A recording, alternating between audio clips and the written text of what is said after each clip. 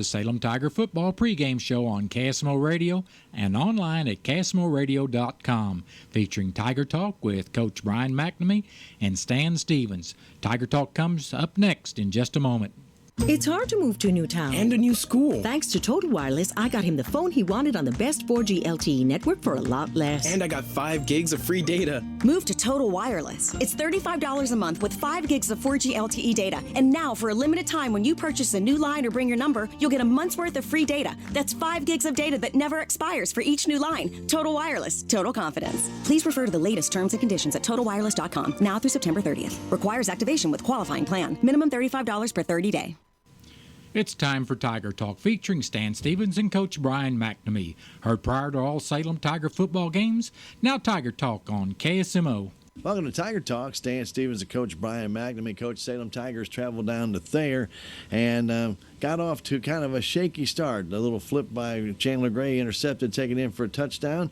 But, you know, when you looked at the game the way it started with that interception down at their goal line, you really thought the Tigers would come out and that would be a jolt in the arm. Just didn't take off that way. No, it didn't. You know, our defense played well there for a while. You know, they got us on some tight end things. They had a real good tight end, big tight end. They turned loose on us. You know, but our defense got a turnover. You know, and things were looking good. And then we made some mental mistakes that cost us touchdown. When you look at a game like this, when one team doesn't take advantage of that turnover, like Salem Tigers did not get anything really generated after that nice return, and then all of a sudden you make one mistake, and you got that Hofstetler kid who can run like the wind, picks that ball off in the air and takes it in for a touchdown. All that momentum that you had just moments ago is gone, and how fast it's gone, Coach, and that can play a little bit on a team's psyche. Yeah, it can. I mean, you know, we had the momentum. The momentum was going. You know, things looked good. And then all of a sudden you have a mental mistake, and when that mistake happens like that, what ends up happening is the tide swings, and, you know, you got to get up and get back on your feet and try to reload. But, you know, when you've got a young kid that's a quarterback, you know, it's his, you know, first year as a starter. You know, that stuff gets in their head, so you got to talk to them, try to calm them down, and try to get them back on track. You know, and then they got the ball right back, and you know, and really took advantage of another opportunity and scored on a 2-yard run before the first quarter's out. And you're thinking, well, wait a minute, this looked like a pretty even game the way it got started. But, you know, you couldn't let down your guard against Thayer. A lot of speed, good-sized kids, and their speed was not only in their running backs, which they kind of switched up on the Salem Tigers, but also their ends, as you talked about earlier. Big kids, but they're fast. And, you know, you can't duplicate that in practice.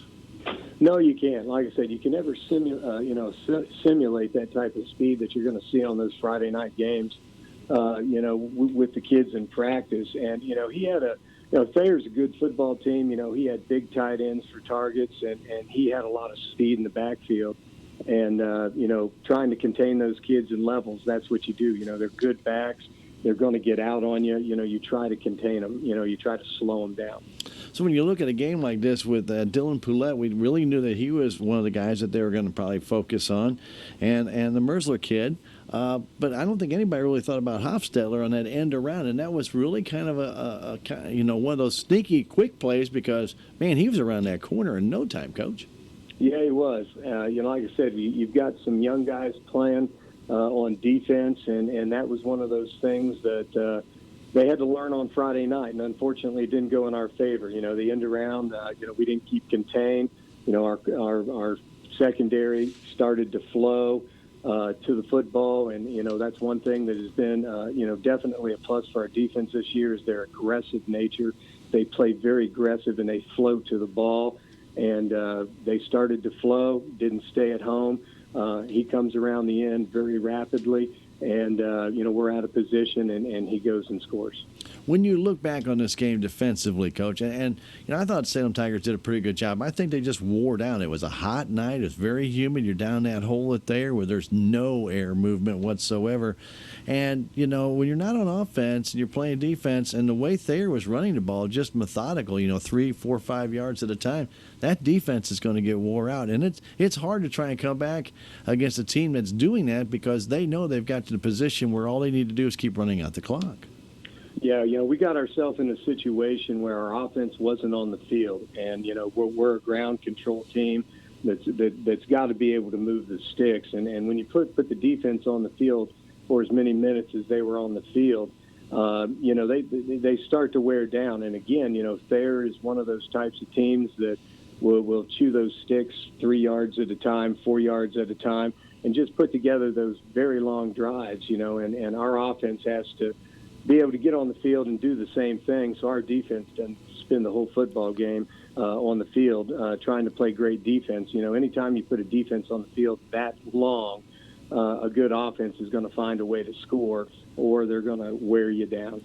And they did exactly that. And I think a key play in the game, Coach, after Salem had got it back to within a 7-point deficit, was their next drive that they were able to take in before halftime, because they were just methodical. And it really was an impressive drive to watch, but they had a goal in mind. They wanted to get it, at least 3, but they were able to punch that ball over. And I think, and I really give a lot of credit to Aiden Stone, their quarterback, on that drive, because it looked like the first 2 drives he didn't really dominate, because they had, obviously the first one was like interception in the end zone, but it looked like he took over the team there on that third drive to get into the end zone before half.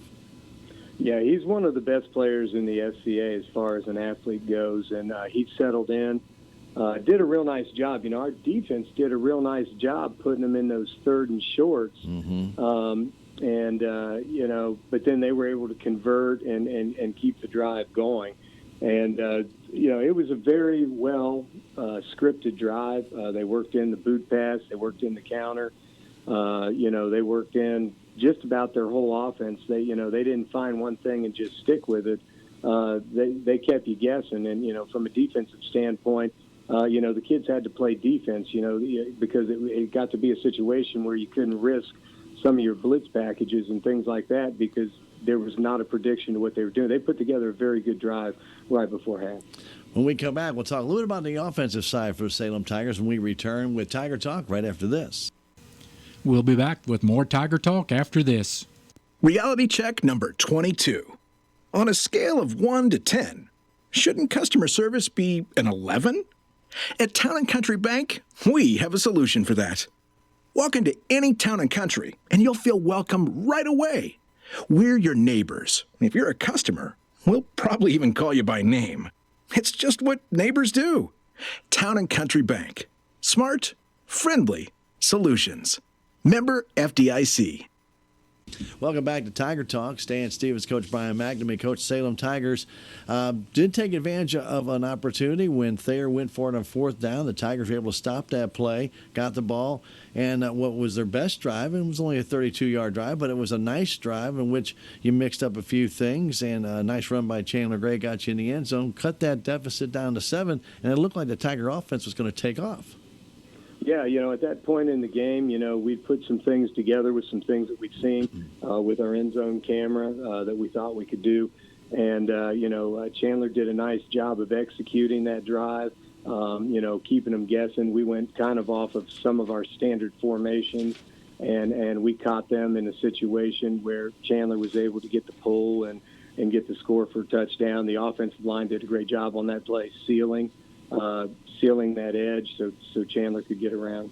When you look back and everybody can sit there and dissect an offense through the whole game, but a couple of penalties. We've talked about this before, and you talked about it even last week when we talked about the Houston game.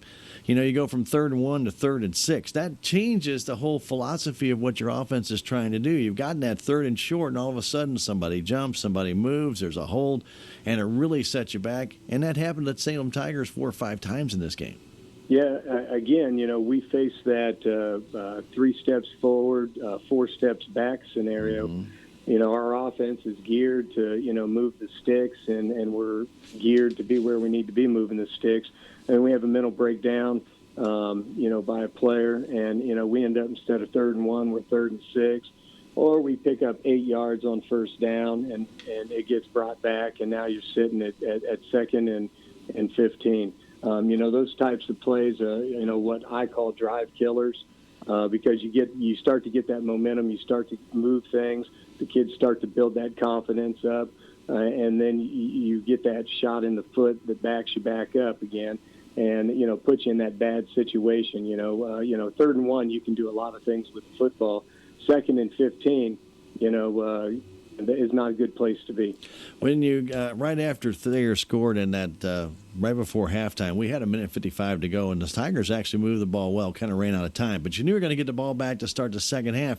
It looked like Sam Ball was a whole different guy. When he got that ball in the second half, he was running over Ava players, and you had a real nice drive going. Unfortunately, a fumble kind of killed that one. And, these things happen in football, but it just seemed to take a lot of the air out of the Salem Tiger offense. Yeah, it did. Like I said, we came out, we stressed the importance of scoring on that first drive, and our offense put together a very nice drive. We had very hard running by our running back. Sam did a great job moving the ball up the field. Our fullback had some nice, powerful runs for, 4 to 6 yards. And I think we got up to about their 25. Right. And then we have a middle mistake, another middle mistake with a turnover. And, it's just a drive killer, and psychologically, the kids are sitting on the 25-yard line. You put that in, it's a 1-touchdown ball game again, and you gain momentum. You get that psychological edge. And, again, penalties and turnovers kill an offense like the one we run. We rely on chewing time and demoralizing defenses trying to move that football. And when you've got that momentum, you've got to keep it. You can't turn the ball over, and you can't have penalties to shut it down. And when you're down by, 22-7 at that time, you got to score at least 2 touchdowns to get either tied or ahead in this game.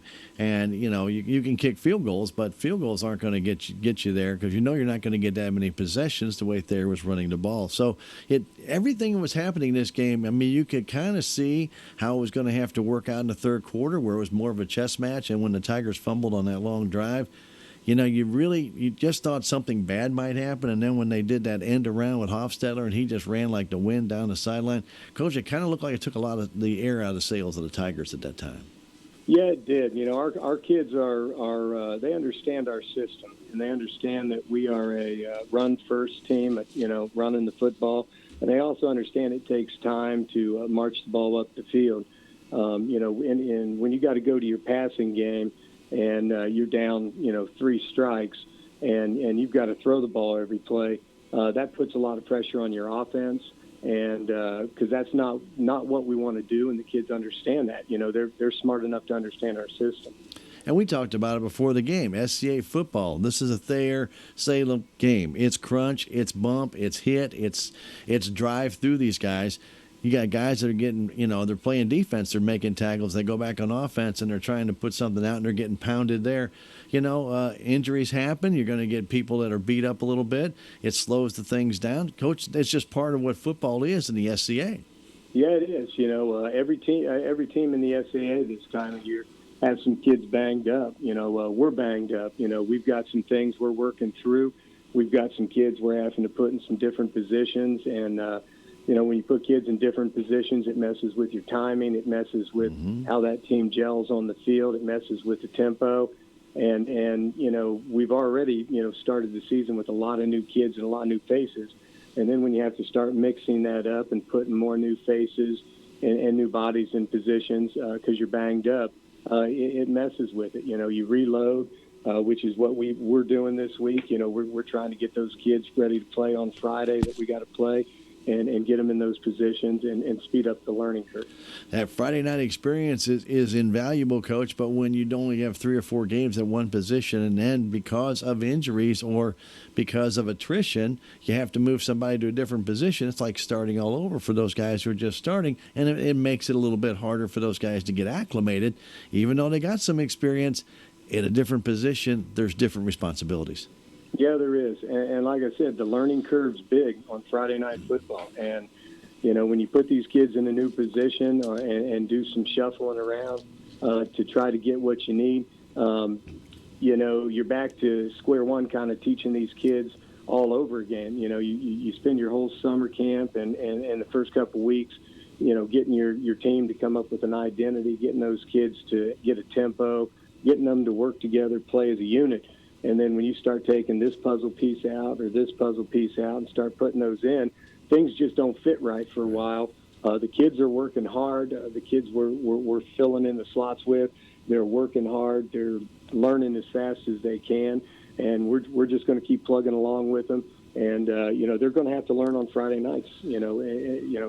Like you said, nothing replaces that experience.